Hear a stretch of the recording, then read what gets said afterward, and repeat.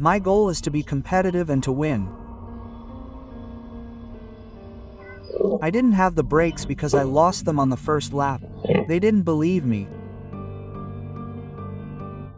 I started with tire problems, and the only gear that worked was sixth. I tried to shift a few gears and stay in neutral, and that was almost the end for me. I learned a little to live with the problem, and it also made me a little hungrier.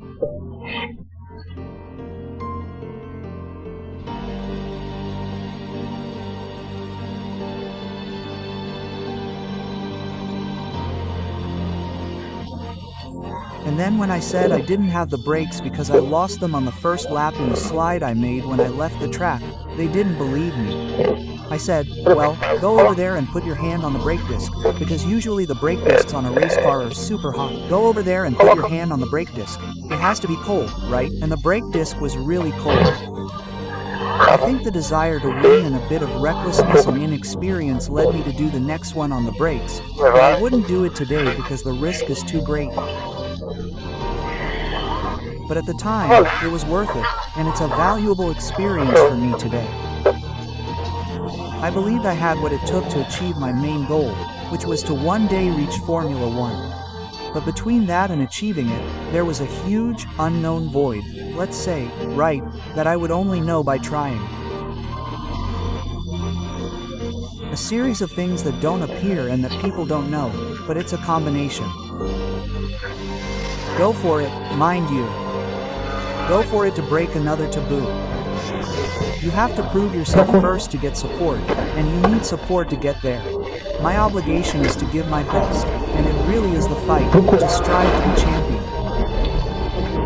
I believe we can compete on equal terms, that I can compete with any other driver. And believing this is why I try to get the most out of myself. This starts when you're preparing psychologically. And this desire to win is what keeps me going. It's my greatest motivation. The will to win is what keeps me participating in a race, in a Formula One championship.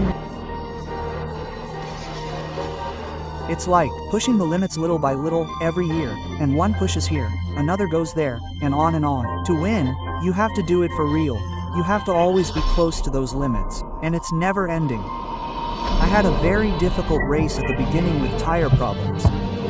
Then my problem became the gearbox. It started skipping out of fourth gear from halfway through the race onwards. Suddenly, I lost fourth gear completely, with 20 laps to go, and that was almost the end for me, because to change gears without being able to go through fourth, I had to exert a tremendous amount of force on my arm. Then suddenly, I was left without fifth, without third, nothing worked, with 8 laps to go, and the only gear that worked was sixth. I tried to change a few gears while in neutral, then I put it in sixth and stayed in sixth for 7 laps, and on the straightaway, everything was fine, but in the slow corners, it was almost impossible to steer the car. And then the effort I had to put into steering, to hold the car on the steering wheel, was even greater, because the engine pushed the car out of the corner in the slow corners. I tried to change my driving style to keep the RPM higher, but with that, I had to push harder into the corner, hold on even more with my arms, literally on the steering wheel.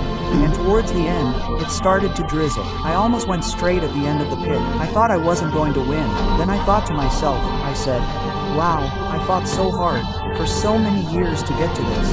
And today I fought so hard, it's going to have to work, it's going to have to work, and it's going to have to come in first because he's bigger than everyone and he's going to give me this race after all. And that's exactly what happened.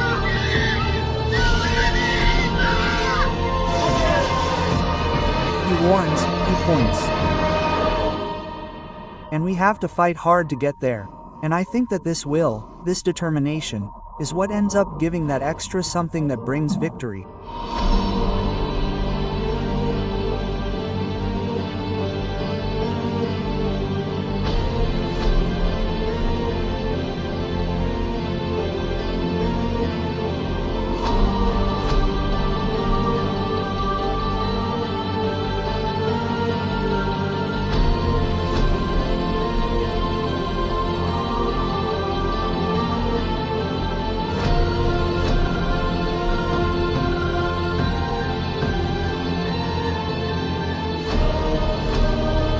Break all the gears, we will win.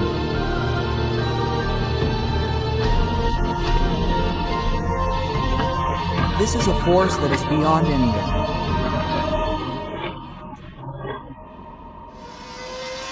It is a far superior force that can only come from God.